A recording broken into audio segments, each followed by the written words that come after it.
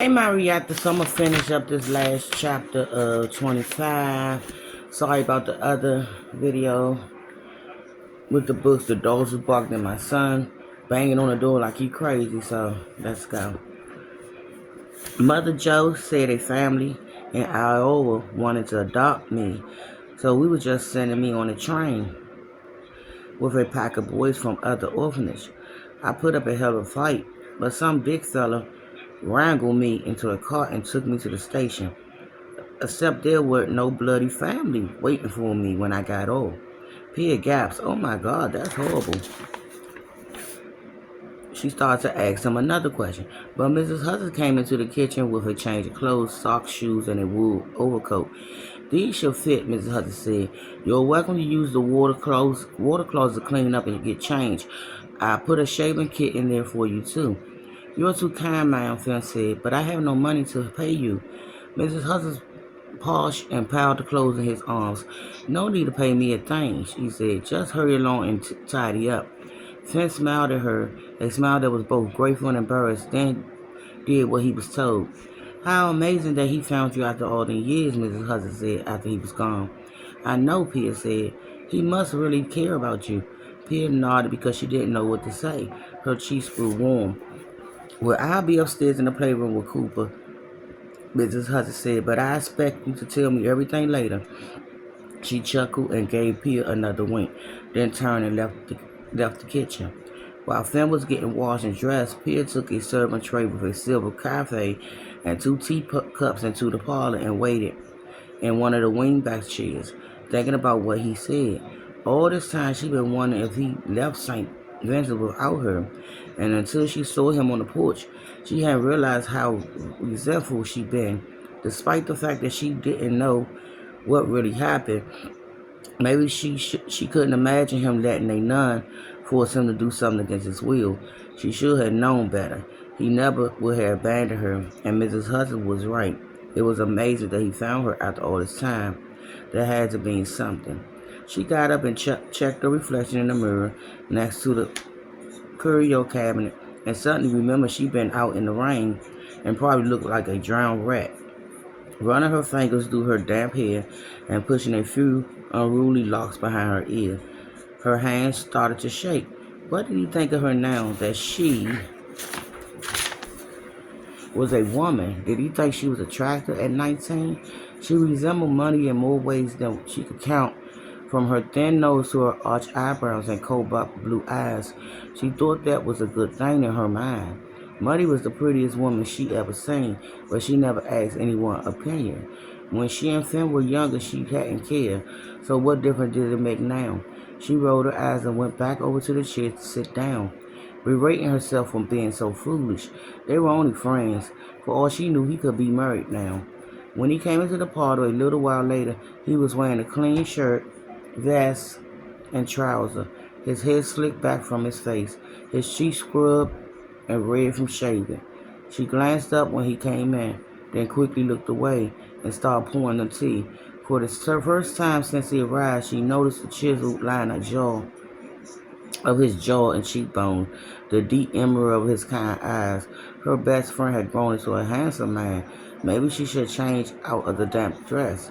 Keeping her eyes on the serving tray to hide her flushed face, she said, "So what happened when you got to Iowa and no one waited for you? What did you do?" He sat in the opposite chair and sighed. She couldn't tell. She couldn't tell if it was a sign of relief because it felt good to be clean and wearing fresh clothes, or a sign of frustration because of her question. Likely, it was a combination of both. "I survived the best I could," he said. "That's what I did. I found work on the farm and saved my pay until I had enough money to come back here. First thing I did was go to St. Vincent to look for you." She handed him a cup of tea, hoping he couldn't see the heat in her cheeks. "Who told you where I was?" "Mother Joe. I wasn't sure she remembered me, but she did after I told her that the bloody nurse who put me on the train lied about someone being on the other end."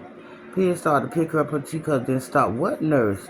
Remember the time we had to line up in the rec room and that nurse took coffee? Gardner and his brother?" Her heart started to race. He was talking about Nurse Wallace. She nodded. Well, later that night, Sister Ernestine took me to Mother Joe's office, and that same nurse was waiting for me. Pig could hardly breathe. Nurse Wallace. He took a sip of his tea, then set it down the tray. Nay, Bernice Grove. She shook her head, confused. What do you mean? The nurse who took coffee and dinner was not Nurse Wallace. Nay, it wasn't. Yes, it was. I know Nurse Wallace. She was the one who took coffee and garlics. I'm certain of it. You must have mixed her up with someone else. He frowned, his brow knitted. Nay, I don't. Yes, you do. You don't remember Bernice? She lived 2 doors from down us in the same row houses. And she was mean as a mule.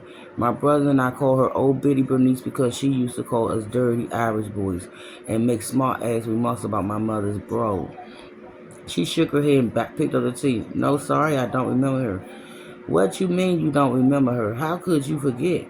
She was a real bucket of piss, that one. She's the woman who yelled at your ma'am about your father stealing her pa's jar, said it put him in his grave. She shook her head again, getting more and more perplexed. Why was he talking about this Bernice person? What did she have to do with anything? I wasn't there when that happened. I only heard about it after it was over, and I had no idea who my mother was talking to. So you're saying you didn't recognize her when you saw her at St. Vincent's, all dressed up in that nurse outfit? I did right off, and I knew she wasn't no nurse. She recognized me too. When she put me on the train that night, she said she's doing it to clear the city of riffraff and immigrants. But I think she did it so I wouldn't tell the sister she was lying about who she was. Pierce suddenly went rigid. Her body turned into ice. In that moment, everything clicked into place. Nurse Wallace's reaction when she first saw her at St. Vincent's the day she dropped off the Roman baby. Her refusal to help look for her twins. Her anger, her accusation, her questions. She knew who Pia was because she used to live in the same neighborhood. She knew she was German because she had Agua Muddy, and she knew Ollie and Max. Pia started shaking, her teacup rattling against the saucer. She put the cup down and slumped back in her chair, dizziness sweeping over her. Finn got up and knelt beside her. What's wrong? He said. Are you feeling ill? Pia shook her head, her eyes filling. Bernice was the one who took Ollie and Max. And I'll be back with chapter 26, and we almost finished, y'all. Bye, my reactors.